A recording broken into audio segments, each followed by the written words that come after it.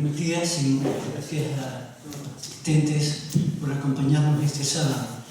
Es la cuarta sesión del 9º Foro Derechos Humanos, Derechos de los Pueblos.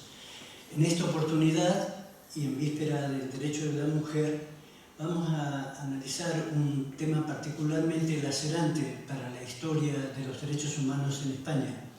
Y para ello tenemos quizás la persona más cualificada sobre esta cuestión, como es Soledad Luque Delgado, que es la representante o presidenta de la asociación Todos los niños robados son también mis hijos. Es profesora de la Universidad Carlos III de Madrid e investigadora, colaboradora del Instituto de Estudios de Género de esta universidad. Profesora de la Fundación Ortega y Marañón y de las universidades Middlebury y Duke. Como presidenta de la asociación Todos los niños robados son también mis hijos, investiga y celebra conferencias sobre el robo de bebés y su movimiento asociativo, memoria histórica y derechos humanos. Ha participado e intervenido en diferentes actos del Parlamento Europeo y Naciones Unidas.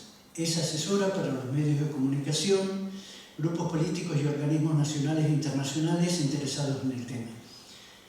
Autora de numerosos artículos y capítulos del libro, como especialista en el tema del robo de bebés desde una perspectiva de género y memorialista. Los más recientes, las víctimas del robo de bebés, las olvidadas de la memoria democrática, en el libro Memorias Democráticas de la edición Ceylon del 2021, y la violencia contra las mujeres víctimas del robo de niñas y niños, las prácticas del franquismo que continuaron en la democracia.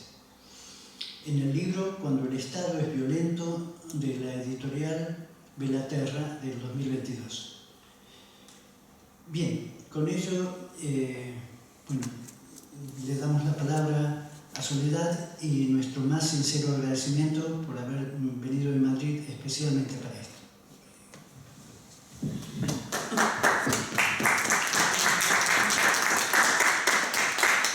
Muchas gracias a ti, Fernando, al Ateneo Paulo Freire, si no me equivoco, ¿no?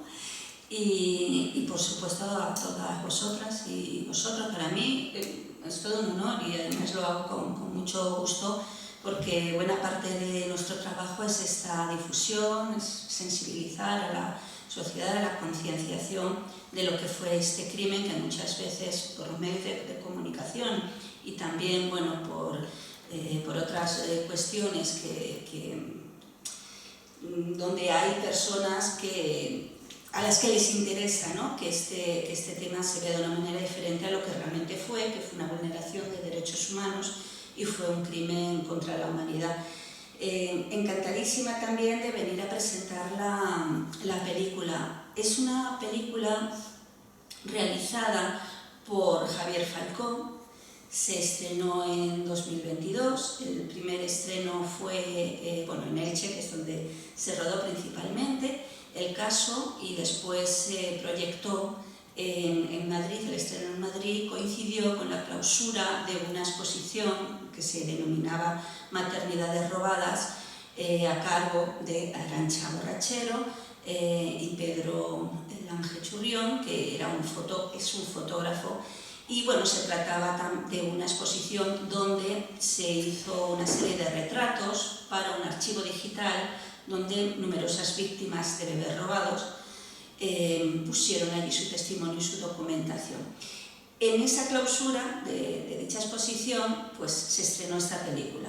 Javier Falcó es un cineasta, un documentalista amateur, realmente no es su oficio, pero a él le gusta documentar causas justas, ¿no?, o sensibles en cuanto al plano social o incluso político y sobre todo histórico. Las historias pequeñas, pero que al final son las grandes historias, ¿no?, de la gente. En concreto, este documental trata del caso de María José Picó, una compañera de Alicante, que busca a su hermana gemela. No voy a contar mucho más porque lo vais a ver en la película, pero es un caso realmente emblemático porque cubre prácticamente todo el recorrido de lo que hacemos cuando buscamos a nuestros hijos, a nuestras hijas. En mi caso, por ejemplo, yo busco un hermano mellizo, ¿no? Bueno, pues esa búsqueda nos vemos representadas en toda esta historia. Alrededor del caso de María José hablamos determinados especialistas o abogados o la persona que se hizo cargo de la exhumación de los restos que pensaban que podía ser la hermana de María José. No os voy a decir si lo era o no, para que veáis con atención la película. Y lo que se trata es que no penséis que es el documental de un caso. Es un caso que se puede extrapolar perfectamente a cualquiera de los casos que suceden en España, que son miles y miles, como después, si queréis, podemos concretar y comentar. Así que de nuevo, pues mil gracias, espero que la disfrutéis y que después podamos tener un debate fructífero. Muchas gracias.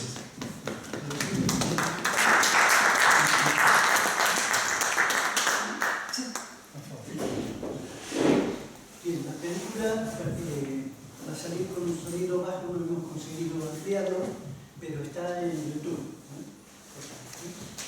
En todo caso, ya la videograbación que subiremos también al blog será sobre los comentarios que hagamos. De Alicante, que también la archivó. Por supuesto, no dejamos ahí la cosa y se llevó al Tribunal Constitucional con una demanda de amparo. Y lo admitió también.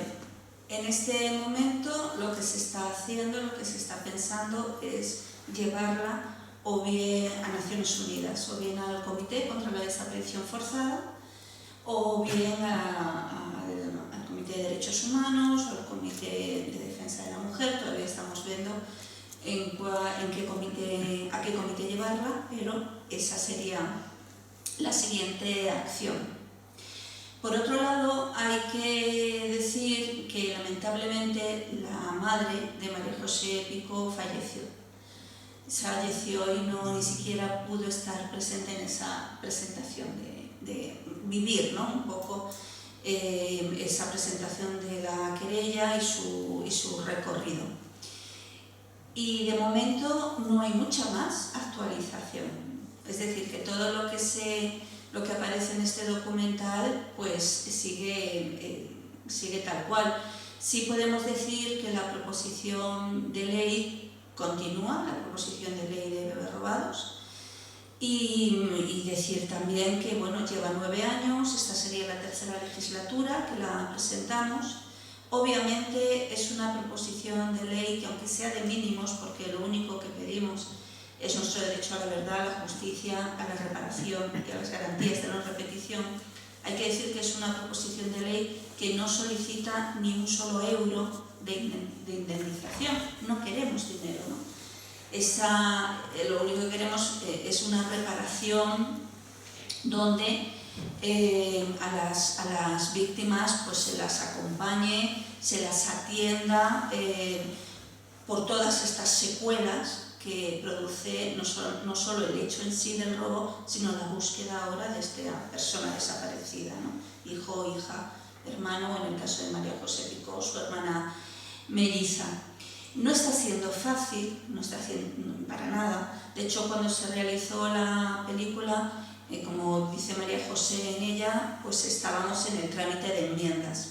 Ese trámite de enmiendas se cerró afortunadamente, pero igual que la primera vez que se presentó, el adelanto electoral tuvo lugar y decayó toda esta ley, igual que todas otras leyes que se estaban tramitando en ese momento.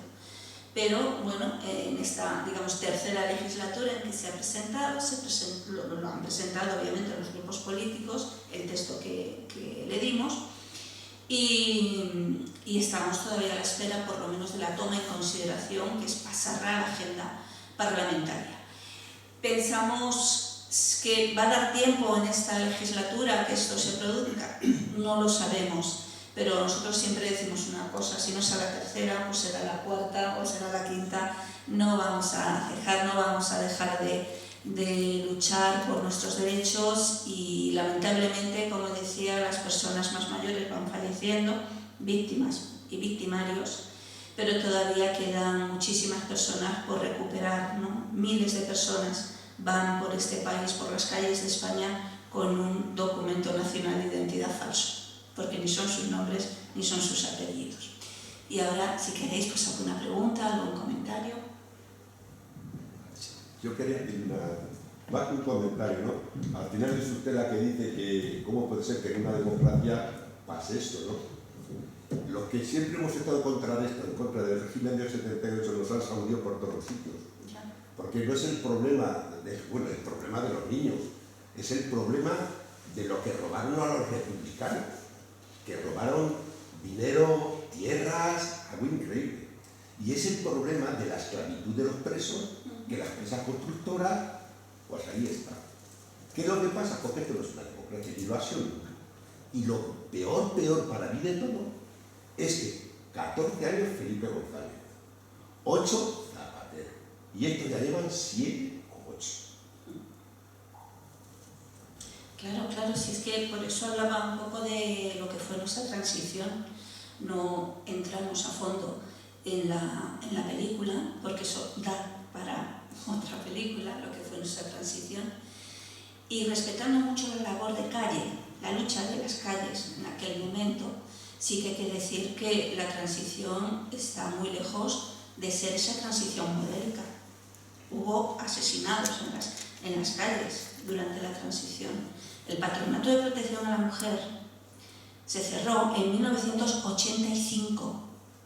85. Ahí también robaban bebés. Y además, no solamente robaban bebés, sino que también las mujeres eran sujeto, o digamos el objetivo de no solo de malos tratos, sino realmente que estaban recluidas. Era peor que las cárceles en esta institución, ¿no? Una institución que dependía directamente del Ministerio de Justicia.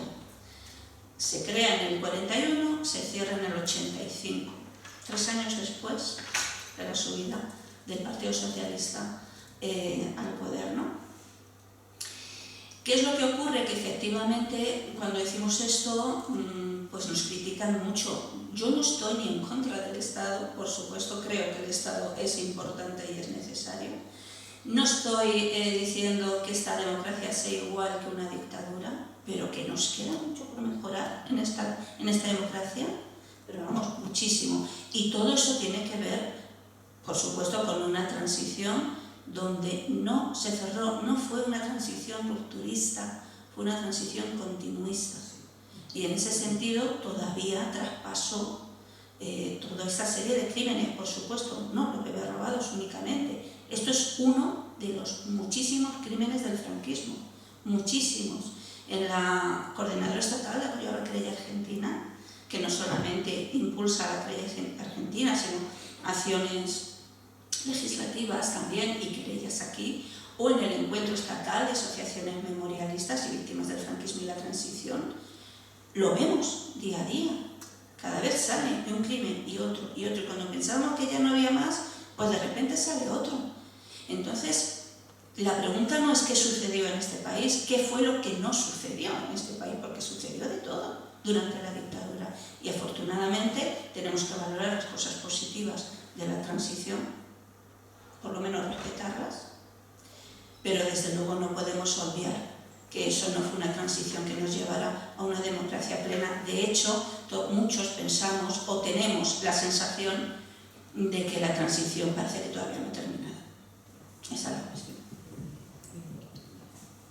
Bien, mientras... Sí. Tranquila. En todas las instancias en las que han recurrido, ¿cuáles son los argumentos de inadmisión? La prescripción fundamentalmente. Pero claro, es algo muy indignante porque este crimen está reconocido en el derecho internacional como un crimen imprescriptible. Porque el robo de bebés en sí es una denominación social, no existe una tipología jurídica. Estos son desapariciones forzadas de menores. Y ese delito no prescribe, según el derecho internacional. ¿Cuáles son los argumentos, por ejemplo, del Tribunal Constitucional? Primero, que ellos se tienen que ceñir a la Constitución, no al derecho internacional. Algo falso. El derecho internacional está por encima del derecho interno. Está por encima. ¿Por España? Por supuesto. Por supuesto. ¿Cuál es el problema? Que esta es la segunda cuestión. El problema es que los delitos de lesa humanidad están registrados o están tipificados en el Código Penal ya muy tarde, ¿no? Pues pasados los 2000, 2004, no sé exactamente en qué año de la década de los 2000.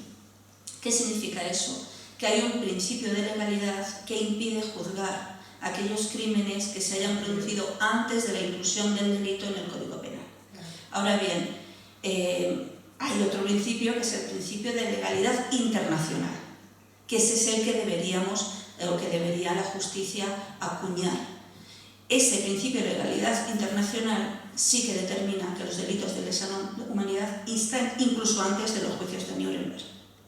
Entonces, claro, si no se aplica el principio de legalidad internacional en nuestro Código Penal interno, difícilmente esto se puede considerar imprescriptible.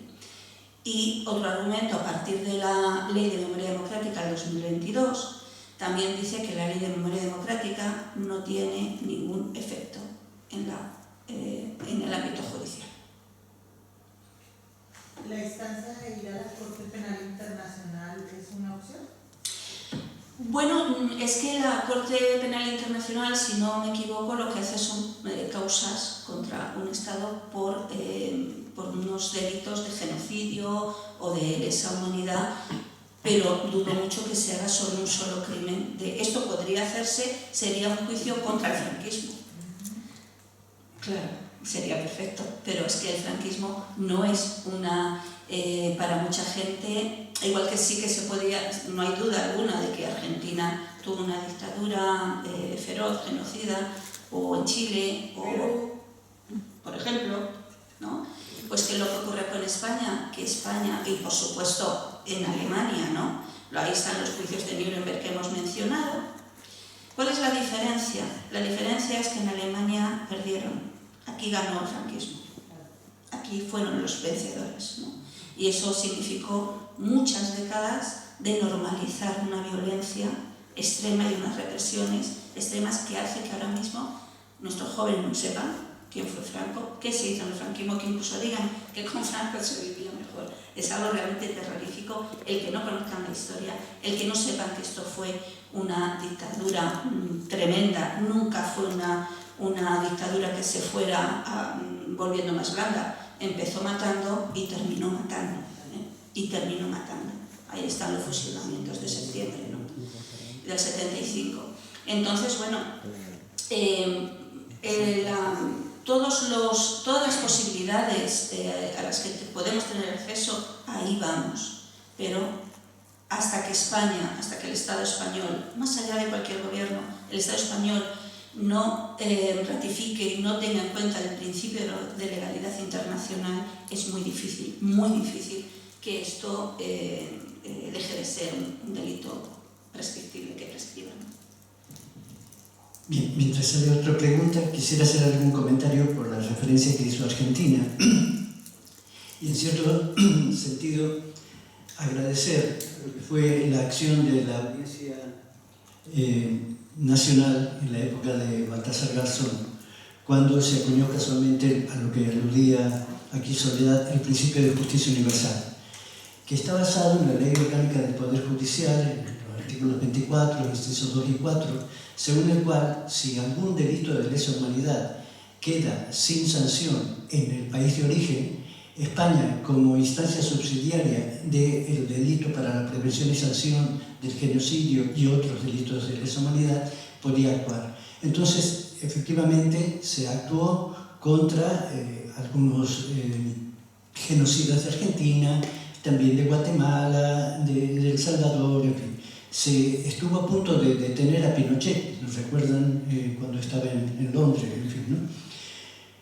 Pero lamentablemente esa potencia que tenía la Ley Orgánica del Poder Judicial, que incluso permitía meterse contra China por los delitos que había cometido en el Tíbet o contra Israel, que ya los cometía, recordemos desde el 48, los viene cometiendo contra Palestina, inmediatamente se modificó.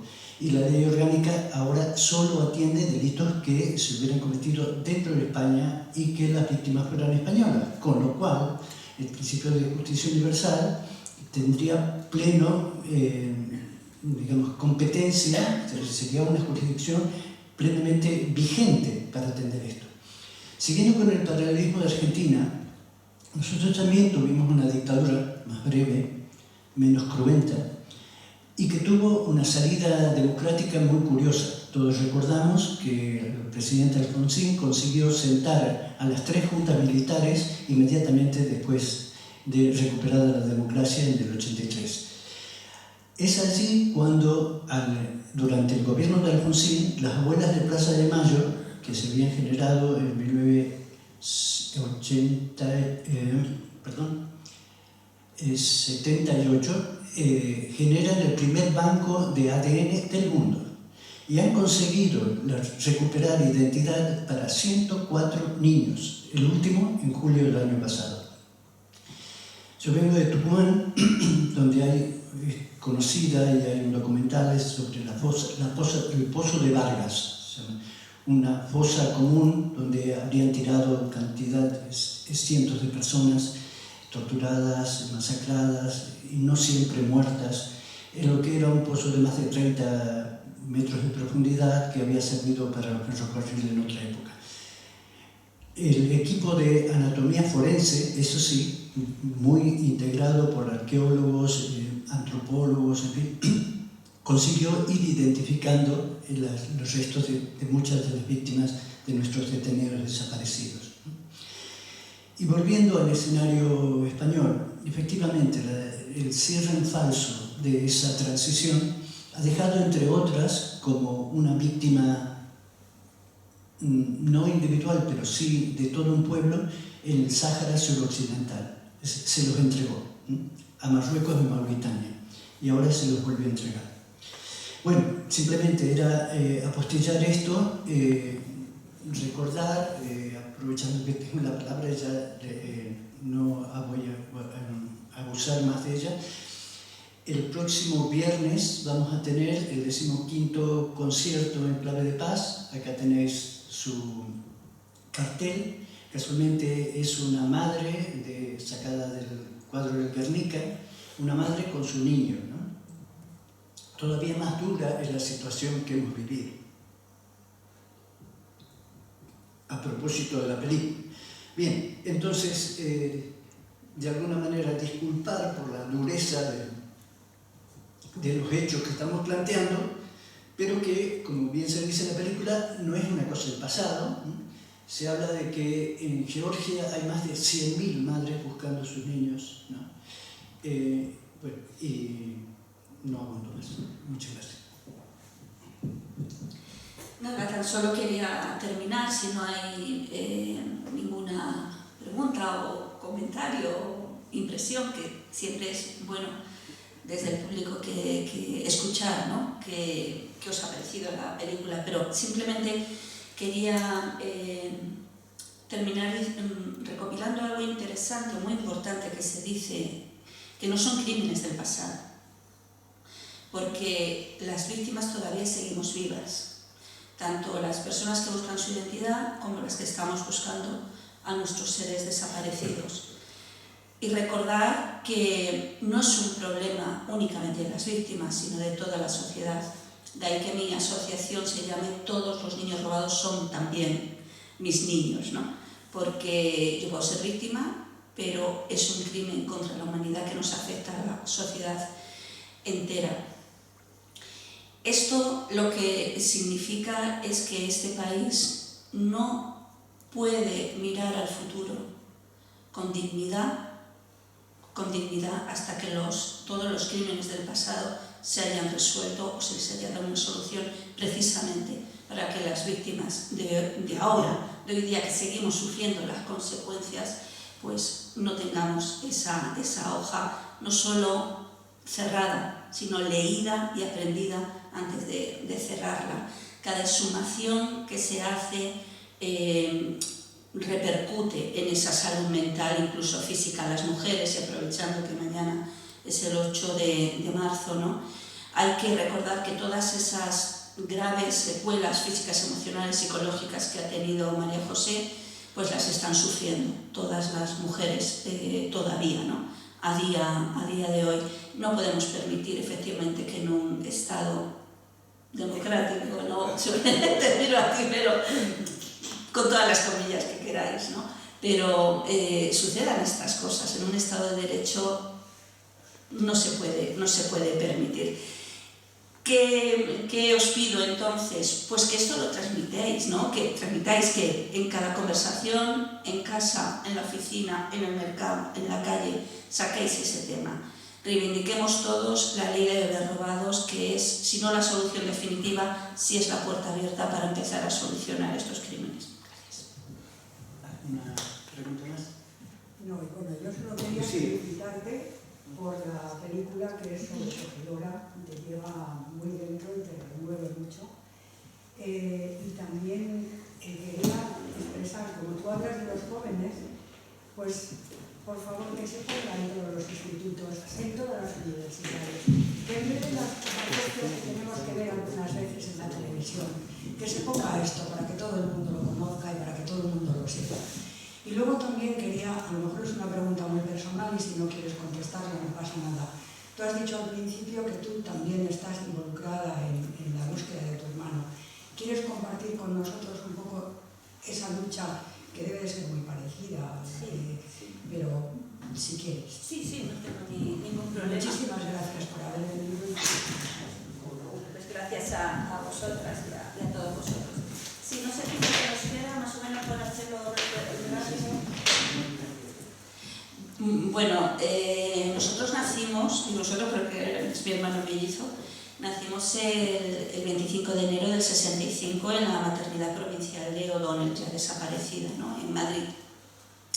Y lo que le dicen a mi madre y a mi padre es que Francisco, mi hermano, nació con menos peso, cosa bastante normal, habitual, en gemelos o en mellizos, y se lo llevaron a la incubadora un tiempo.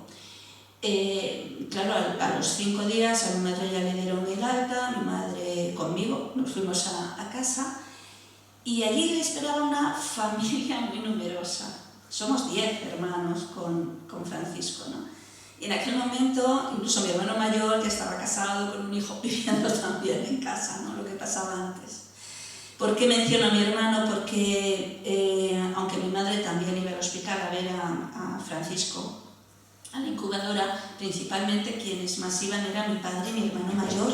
Claro, nos llevamos 21 años, entonces ya un hombre hecho y derecho, ¿no? Y estuvo, bueno, pues 2 semanas aproximadamente, hasta que fue recuperando peso y, bueno, pues un día le dicen a mi padre en una visita y a mi madre que el niño ya estaba bien de peso y que ya en breve se lo podrían llevar a casa. Curiosamente, al día siguiente, en la visita de mi padre, le dicen que ha fallecido.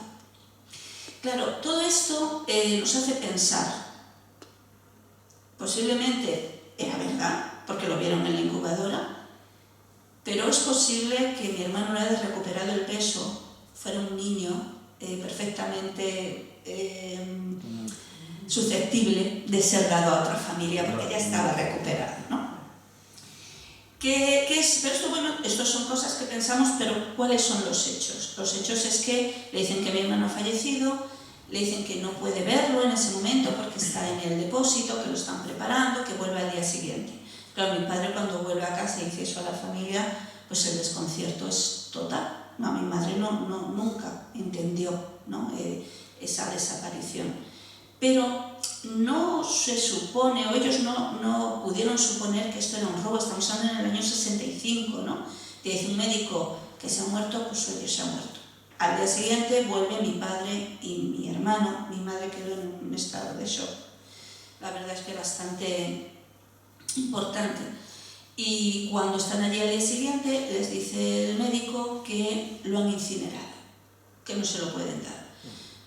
Claro, no entienden nada, dice, pero no nos han dicho nada de que le fueran a incinerar, lo han incinerado.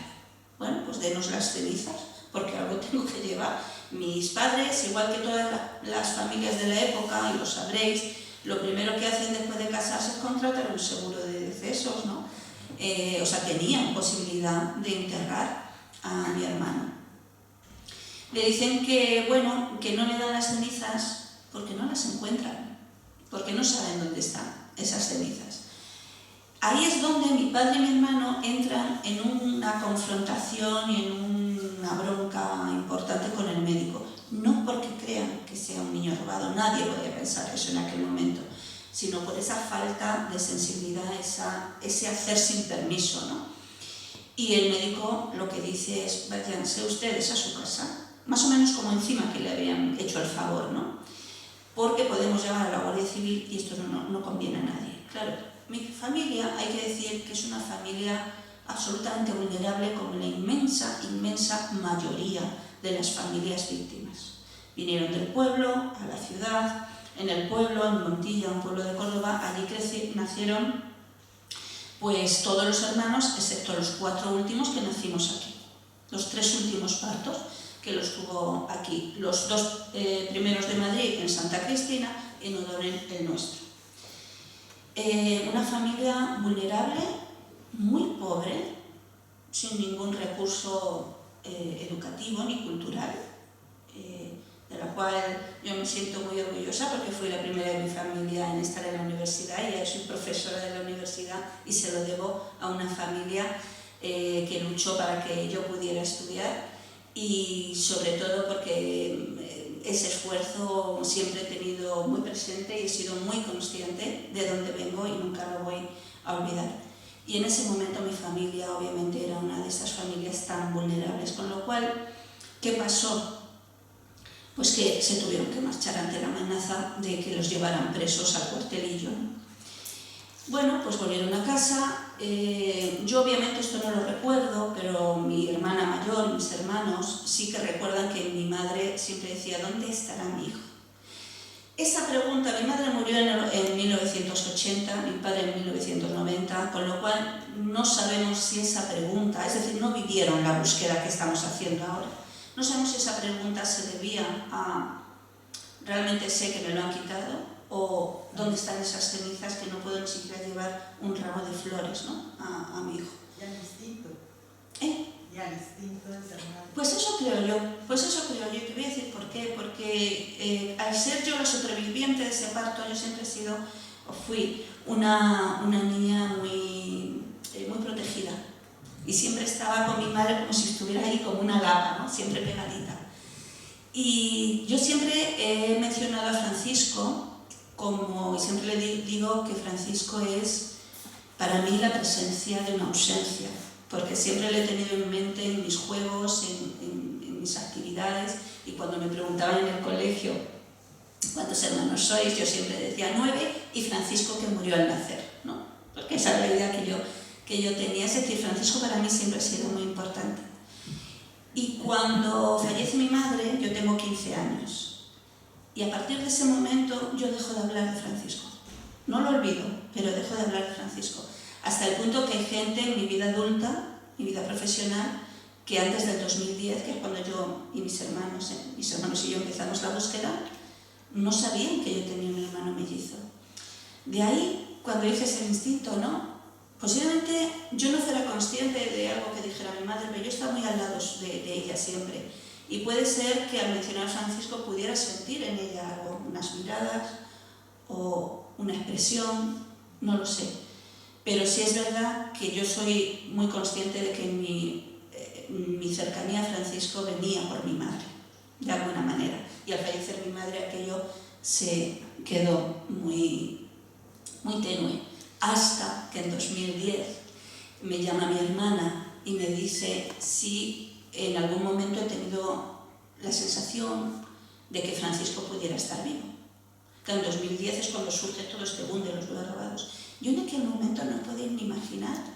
Para mí fue como un relámpago por dentro, un rayo que me hizo recordar todos esos momentos en que yo tenía presente a Francisco, ¿no? en mis juegos, son como especie de flash que fueron viniendo a mi cabeza. Y yo le dije a mi hermana, pues Carmen, no lo sé, yo nunca he tenido esa sensación. La he tenido muy cerca, pero siempre pensando, sabiendo que estaba muerto. Pues es que no has visto las noticias. Yo no había visto ni una sola noticia de bebés robados y ya llevaban meses. En ese momento me metí en el ordenador y me pasé más de 48 horas viendo noticias de bebés robados. Y empezamos a buscar, sobre todo mi hermana y yo, que somos las únicas mujeres de la familia, el resto son varones. Empezamos a buscar documentación, como dice María José, una búsqueda donde había un montón de irregularidades, donde encontramos determinados documentos, algunos muy peculiares. Bueno, fue algo muy costoso, y cuando ya vimos que aquello eran papeles para ir a poner una denuncia en fiscalía, es cuando reunimos a todos los hermanos, y todos, sin excepción, dijeron, todos hemos tenido a veces la sensación de que con nuestro hermano algo raro había pasado.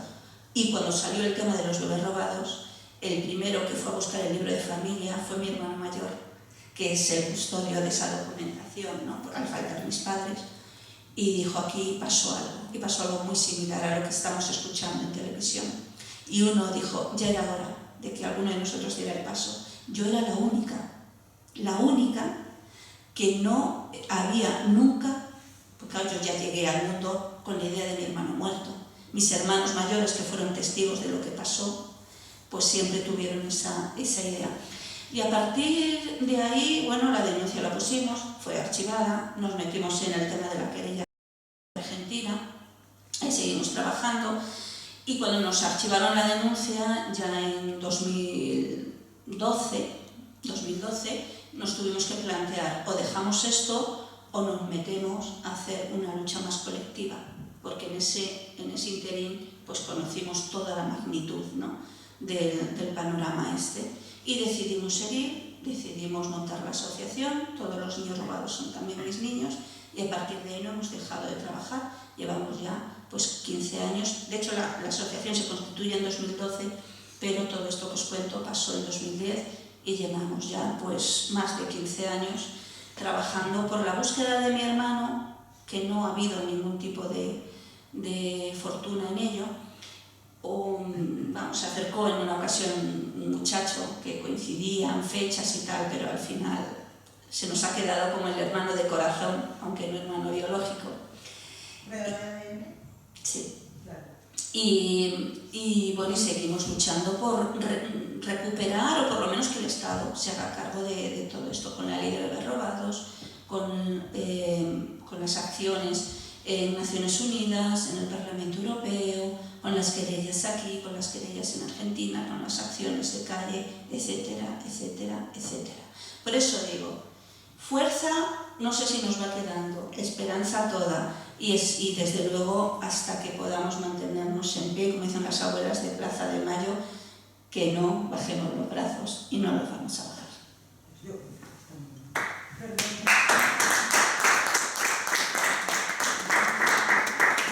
tengo solo una idea,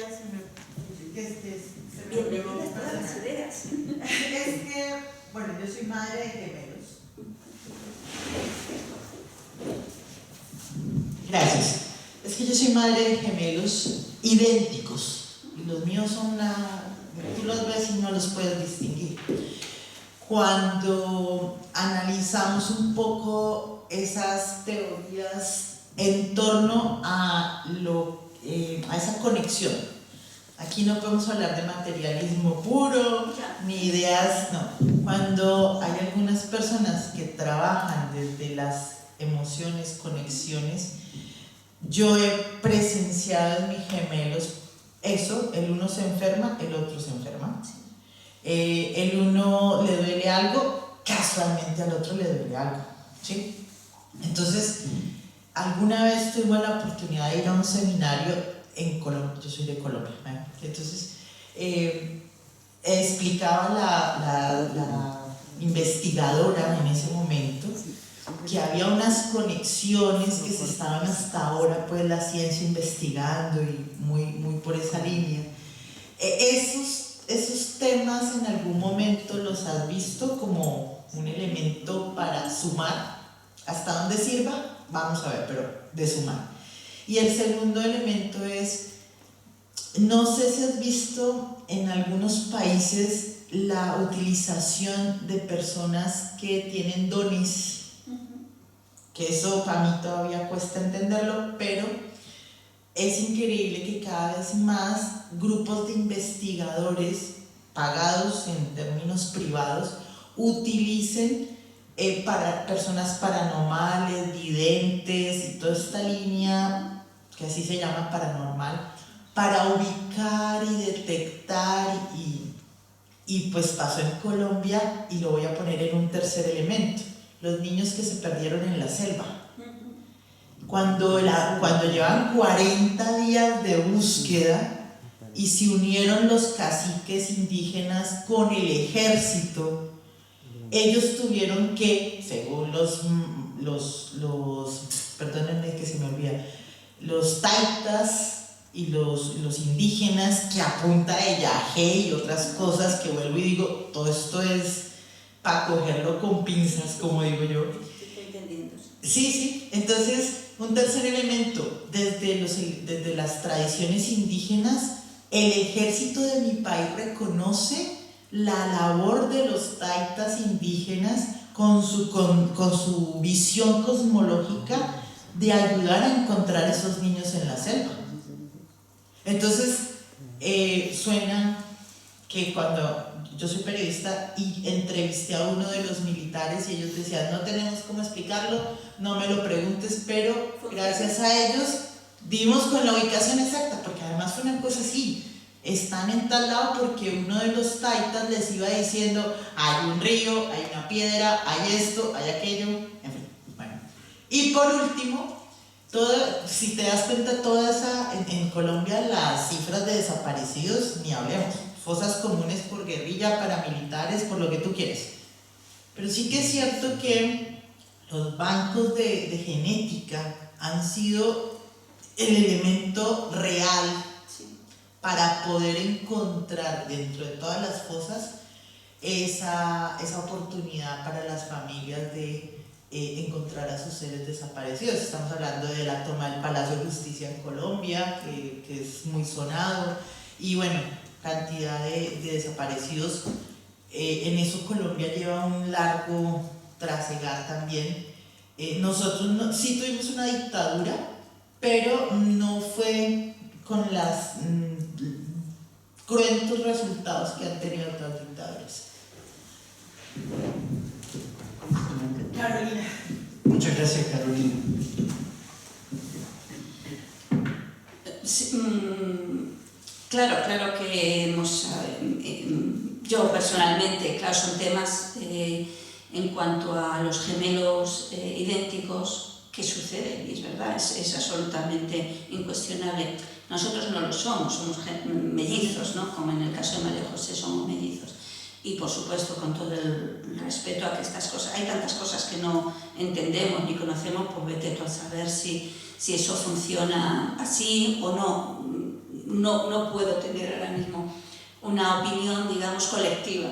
Yo puedo tener mi opinión personal, pero no. Y de hecho conozco a gente que ha ido a este tipo de personas o expertos o conocedores más sensitivos para conocer. Tampoco no me ha llegado el resultado.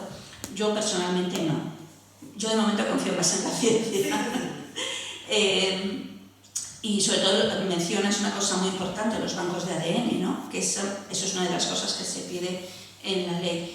De una manera rápida, en España ahora mismo hay dos posibilidades de tener la huella genética. O pagar dinerito, irte a un laboratorio privado que te hagan un análisis de ADN, una prueba de ADN y tengas tu huella genética, esa huella genética llevarla a un organismo que hay, lo llamamos la oficina de la calle de la Bolsa en Madrid, que depende del Ministerio de Justicia, donde hay una especie de archivo de ADN que se abrió en 2012. No es un laboratorio, es un archivo donde puedes meter las huellas genéticas y ser trasladadas al banco de ADN. Pero ahí tienes que pagar. Digo en los casos de bebés robados, ¿no? O directamente que un juez o un fiscal pida una prueba de ADN y se haga directamente y se lleve al Instituto Nacional de Toxicología y Ciencias Forenses. Como un juez y un fiscal normalmente no admiten estas denuncias, pues no te piden las diligencias previas, las diligencias de investigación, que puede ser una prueba de ADN, con lo cual lo tenemos complicado. La Ley de Memoria Democrática establece que las víctimas del robo de niños y niñas, de sustracciones, pueden ir al banco de ADN que se ha creado para la memoria democrática, para las víctimas del franquismo. ¿Qué es lo que ocurre? Que según la Ley de Memoria Democrática, nosotros tenemos que tener una denuncia admitida para poder ir al banco de ADN. Somos el único colectivo que no puede ir directamente. Y eso es una de las cosas que queremos cambiar. Denuncia admitida, pues no podemos, pues denuncia presentada, que ya con eso nadie que no piense, sienta o sepa que es víctima del robar, pues se va a meter en un berenjenal de una denuncia, ¿no? Bueno, ¿cuál es el problema? Que a nosotros generalmente no nos creen, o a nosotras no nos creen. Y tenemos ahí un paralelismo muy importante, que a las mujeres víctimas de violencia de género hay una presunción de que eso es verdad. Es decir, si una mujer va diciendo he sido maltratada, lógicamente la creen como víctima, ¿no? Y así tiene que ser. Sin embargo, nosotras, que también somos víctimas de un crimen que podría y puede considerarse un crimen de género, contra las mujeres, robar la maternidad a una mujer, creo que es el crimen de género más brutal después del feminicidio, ¿no? Pues no nos creen, tenemos que llevar pruebas. Una compañera, y ponemos un caso porque creo que ya es tarde, un caso de una compañera de Alicante también, que hizo una exhumación, no encontró allí a su hija supuestamente fallecida, encontró el brazo de un adulto, porque normalmente, sabes que antes los órganos o las extremidades generalmente que se amputaban eran enterradas. Fue al juez, dijo, mi hija no está aquí. Y le dijo, no podemos investigar porque, que me río de puros nervios, de no ponerme a llorar.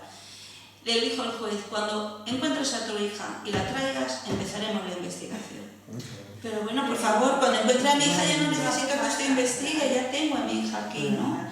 Entonces, no nos creen, ese es el principal problema. Hay una ausencia también de voluntad política, aunque particularmente muchos diputados y diputadas nos muestran no solo su afecto, por supuesto, solo faltaría, sino también su solidaridad y su intencionalidad de investigar esto, pero luego están los grandes aparatos de los grupos políticos y sus grandes cuestiones que hace que este no sea un tema que ni gane votos, ni aporte votos, quiero decir, ni que nos deban tener en cuenta, ¿no? Es que esto ya ha pasado tanto tiempo. Centrémonos en la actualidad, que bastante tenemos. En fin, esto es lo que es. Bien. Creo que merece nuestro aplauso y nuestro agradecimiento sobre todo por su último testimonio. Si bien la decana de la facultad no pudo venir hoy, me pedían que por favor le entregue una cuestión simbólica. Pues muy agradecida, esto como profe me tiene muy bien.